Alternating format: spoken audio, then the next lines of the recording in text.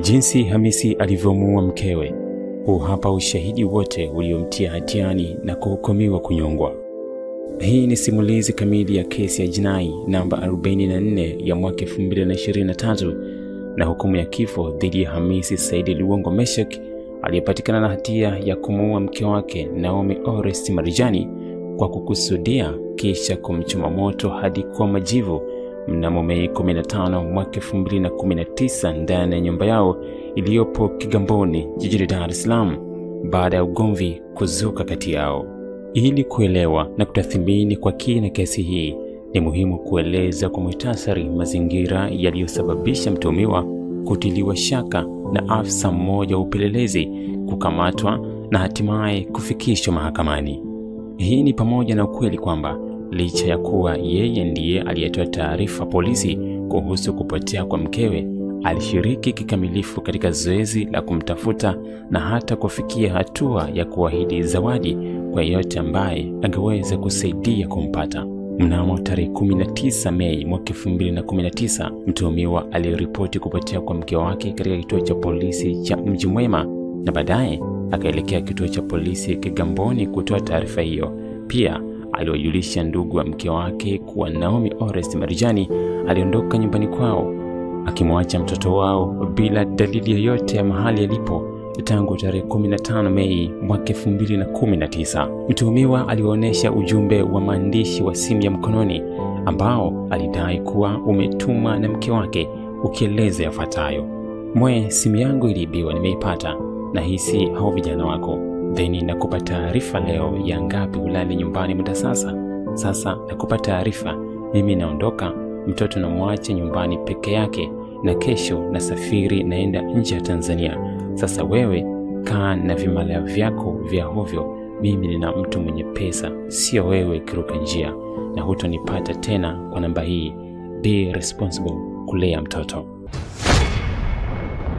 Kutokana na nukuu ya ujumbe wa maandishi hapo juu, marehemu Naomi Orest Marijani alionekana akilalamika mtuhumiwa kuhusu tabia zake zisizo za kimaadili, ikiwemo kuwa na mahusiano na makahaba na kutorejea nyumbani kwa muda mrefu. Pia alimjulisha mtuhumiwa kuwa alikuwa safarini kwenda nje ya nchi na kwamba alikuwa na uhusiano na wanaume tajiri, hivyo hawataonana tena na mtuhumiwa alipaswa kumlea binti yao peke yake. Hivyo basi, polisi walimwagiza mtuhumiwa kutoa taarifa mara kwa mara kuhusu maendeleo ya mke wake aliyepotea.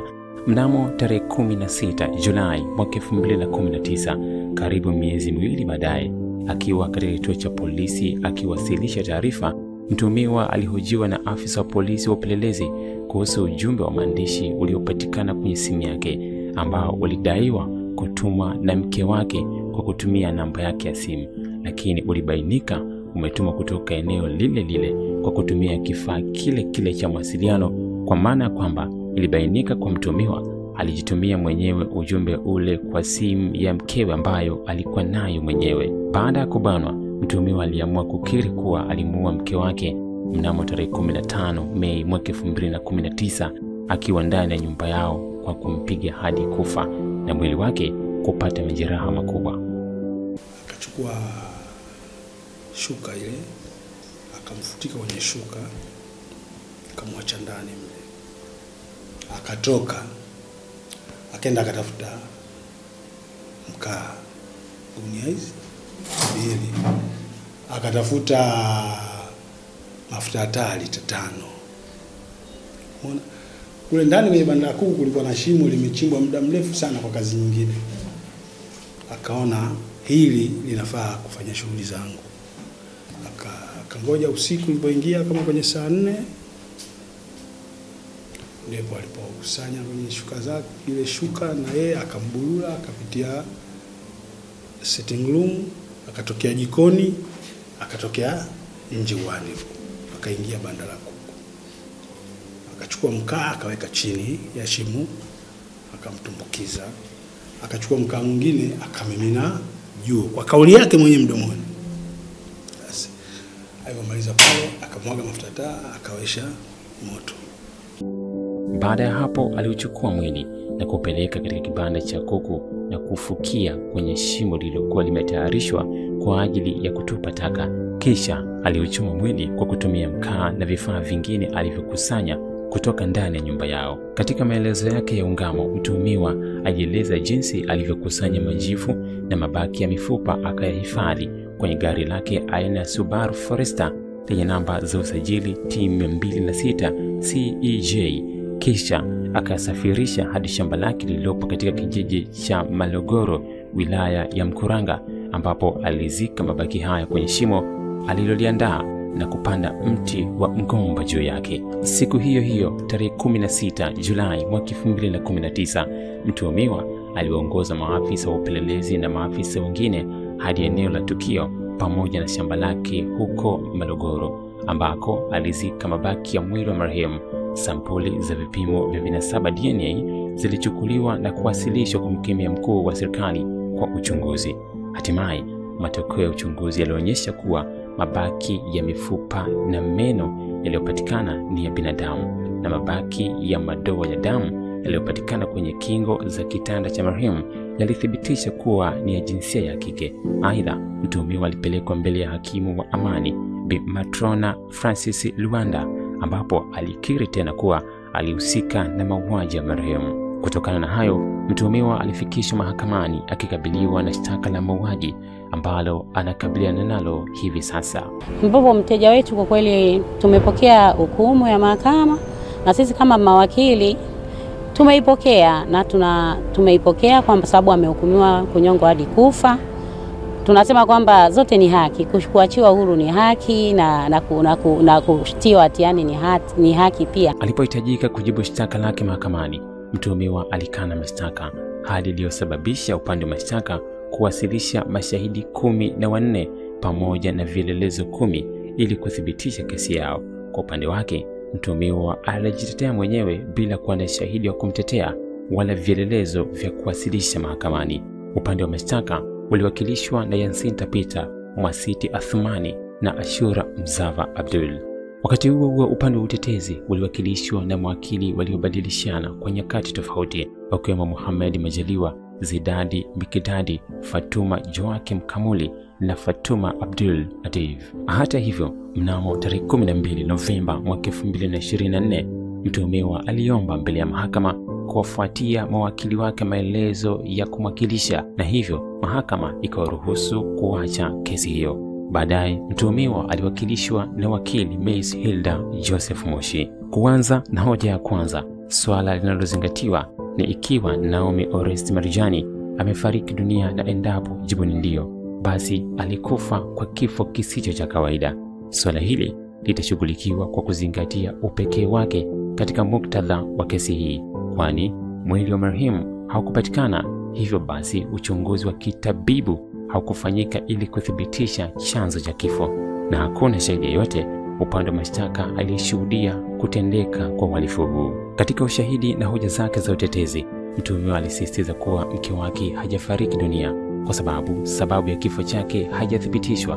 Kwa upande wa mashtaka, hakuwakilisha ripoti ya uchunguzi wa kitabibu kuthibitisha hilo. Kabla ya kujibu hoja ya kwanza, napenda kujibu wasiwasi wake juu ya jambo hili. Kwa mujibu wa sheria, kosa la mauaji linaweza kuthibitishwa kwa ushahidi wa mazingira bila hata kuwasilishwa kwa ripoti za uchunguzi wa kitabibu au upatikanaji wa mwili wa marehemu. Kanuni hii ilielezwa katika kesi ya Matias Bundala dhidi ya Jamhuri, rufaa ya jinai 62 ya mwaka 2004.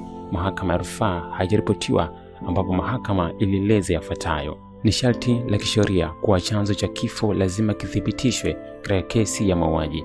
Tunatambua kuwa kifo kinaweza kuthibitishwa kwa ushahidi wa mazingira hata bila kuwasilishwa kwa mwili wa mtu anayedaiwa kuwa amekufa. Hii ina maana kwamba kwa mujibu wa sheria ilivyo sasa, mauaji yanaweza kuthibitishwa kikamilifu bila kwanza kuthibitisha chanzo cha kifo. Kwa kuzingatia misingi ya kisheria iliyoainishwa katika mamlaka zilizonukuliwa hapo juu, ni dhahiri kuwa kosa la mauaji linaweza kuthibitishwa hata bila upatikanaji wa mwili wa marehemu.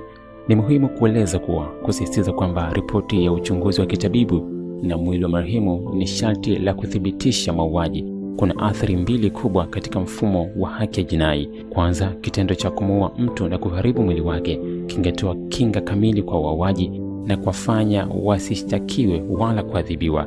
Pili, kesi nyingi za mauaji zingebaki bila kutatuliwa kutokana na mbinu za kuficha ushahidi. Hivyo basi, hoja za upande wa utetezi hazina msingi wa kisheria. Kuhusu hoja ya kwanza iliyowekwa mezani, ushahidi wa Salama Haji Jecha, afisa wa polisi mstaafu, pamoja na E7870D mkwaju Sajini au Difas ulionyesha kwa mtuhumiwa aliyeripoti katika vituo vya polisi kuhusu kupotea kwa mke wake Naomi Orest Marjani. Ripoti kama hiyo pia ilitolewa kwa Robert Richard Mchome ambaye ni mjomba wa Naomi.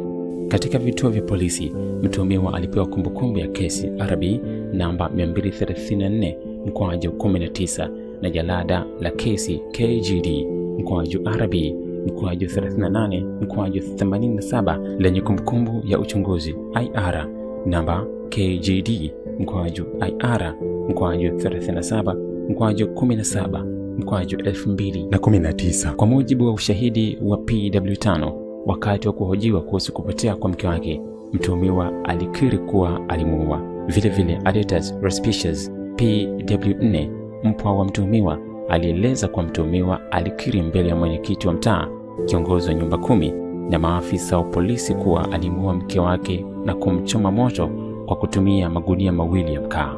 Zaidi ya hayo, PW5 Inspector William Christopher, PW8 Kitwana Juma Mkwena, PW10 A mkwaju Inspector George, PW13 F5818 D mkwaju SGT Samuel na PW14 XE 1141 mkwaju D mkwaju SGT Mkombozi walishuhudia mabaki ya mwili wa marehemu ambayo yaliteketezwa na kubaki majivu. Aidha, kwa mujibu wa ushahidi wa PW10 PF 22 na 59A mkwaju Inspector George alikusanya sampuli za damu kutoka chumbani kwa marehemu na mabaki ya mifupa na meno kutoka shamba la Morogoro. Kwa mujibu wa kielelezo PE7, ripoti za mkemia mkuu wa serikali, sampuli hizo zilithibitisha kuwa ni za jinsia ya kike. Kuhusu utambulisho wa mwili huo, mtuhumiwa katika maelezo yake ya onyo ambayo yatajadiliwa kwa kina baadaye,